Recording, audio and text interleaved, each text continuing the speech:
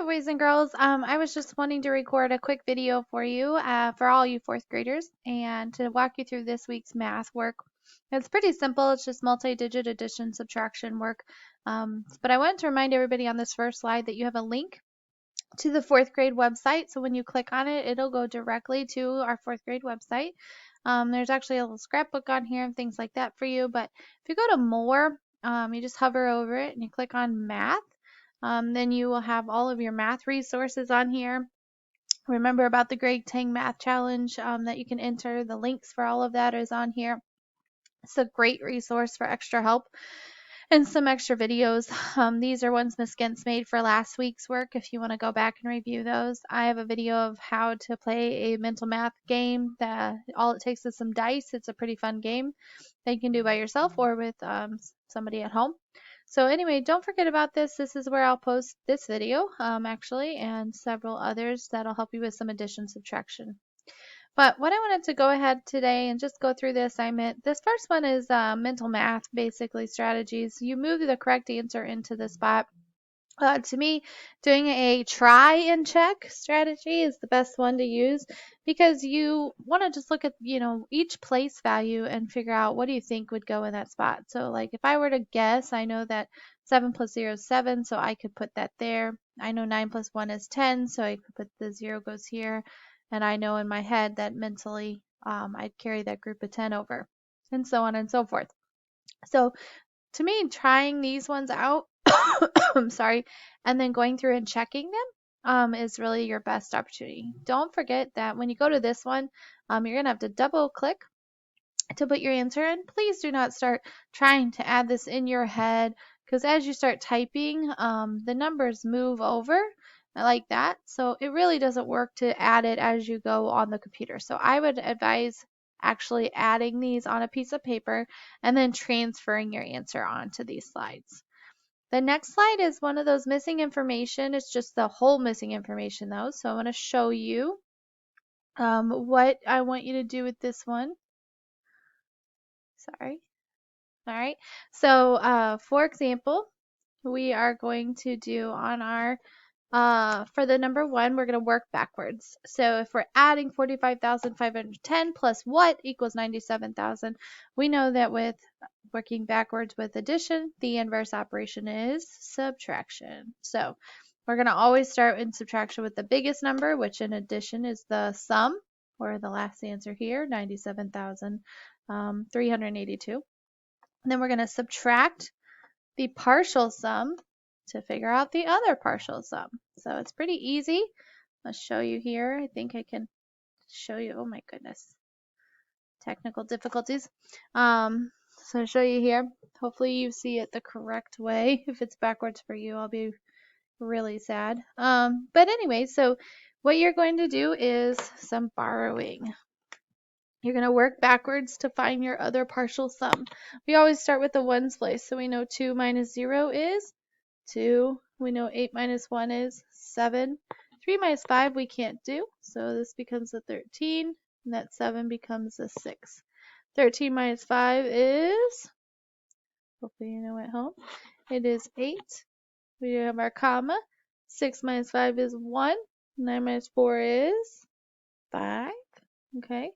And then we have our answer of 51,872. Let's make sure that Ms. Smith got that right.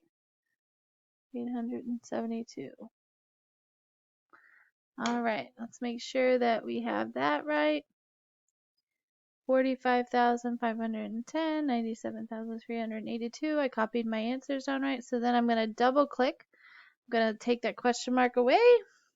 And then I'm going to type in my answer of 51,872.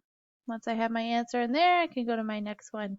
You're going to use the exact same strategy on this. Again, partial sums comes from working inverse or backwards, from taking one of the partial sums and subtracting it from the total sum. So that is the strategy that you should be using there. Then we have, don't forget, all of those are addition. 4 and 5 is the same things, 1, 2, 3. It's just set up a little differently. This just changes over to subtraction. So finding the difference, I use those mental math, try and check. So try it out. Maybe this one might go here. I don't know. 5 minus 4 is 1. I know I can't do 2 minus 9, so that would be 12. So 12 minus 9 is not 2, so that wouldn't work. So I'd go to another one that has 1 in the 1 spot and try that one. So use those mental math strategies, drag and drop, then check them with pencil paper. Same thing here. Make sure you're working them out. Don't forget, the biggest thing that a lot of people forget how to do is the borrowing or subtracting with the 0. So I want to remind you how to do that. So we have 89,076 minus 27,748. So let's go over how to do that real quick, just so we remember. Don't forget. See, hopefully I'm doing this right with my technology skills. I'm no Miss Gimps, that's for sure. So 6 minus 8 we can't do, so we know we had to make that a 16, and we have to borrow right away from the next door neighbor.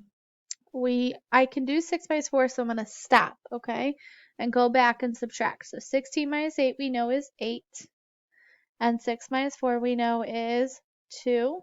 Now we get to 0 minus 7. We can't do 0 minus 7. And we did not have to borrow from him, so he actually still becomes a 10. Do you like how I call my numbers he and she?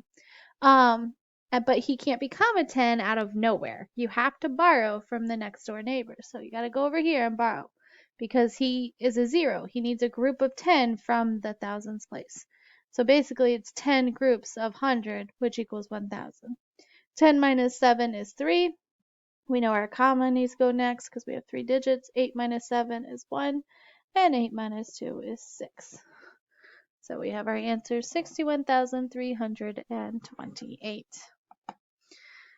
All right, so if we go back in here, we see how we got the question mark, and then we would put in our answer. Again, please use pencil paper to work these out. If you don't have pencil paper, you definitely should, because everybody picked up their stuff from school.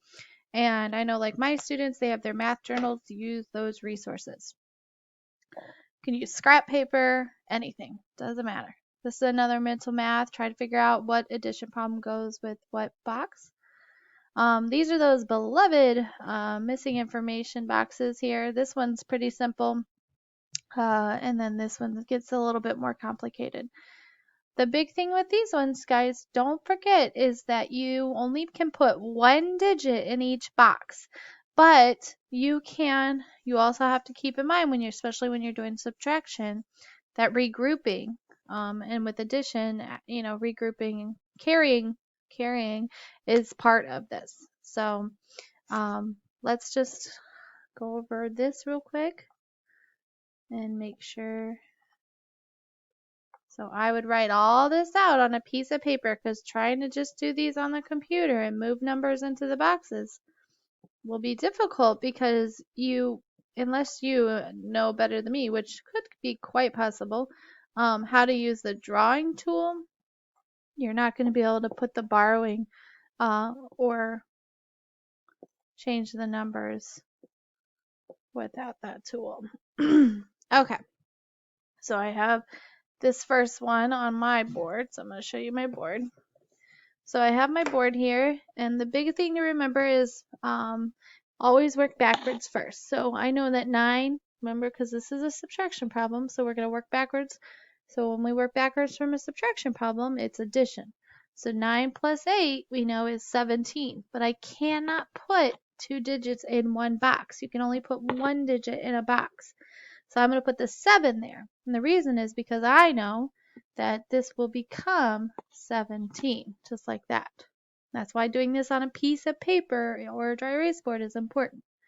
That tells me over here, when I do 6 plus 2, I know it equals 8, but I'm going to have to borrow to make that 17. So I know I need to make this one more. It's a 9, because it will have become an 8 in order to borrow to make that 17 and make that side work. So you got to think of all these different components. 7 plus what would it give us 3 at all? Probably not, but it could give us 13, right? So 7 plus what would give us 13?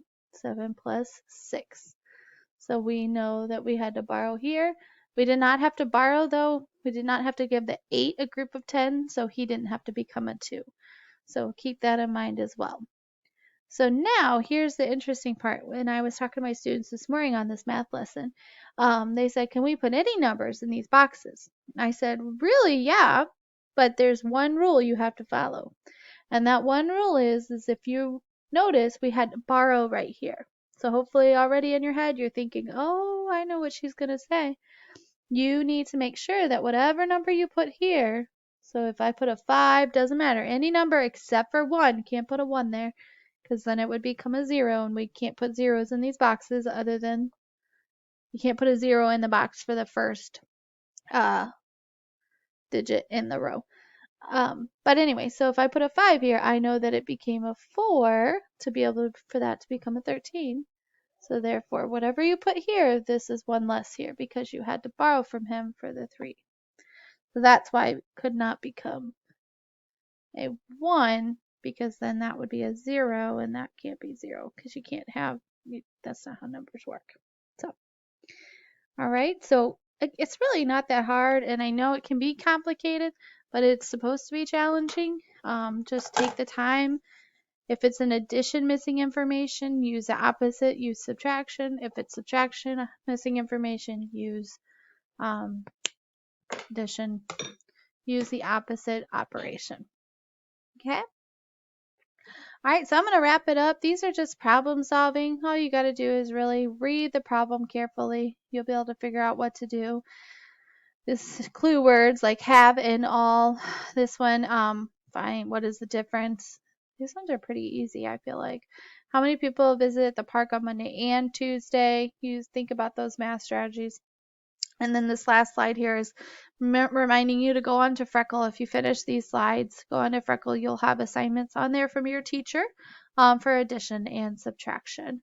And you might have other assignments on there too. Who knows? So make sure you go to the assignments tab and click on the math ones and work through those. Also, Freckle is great for instructional videos. Let your teachers know if you need help, and we are here if you need us. Have a great day. Thanks, guys.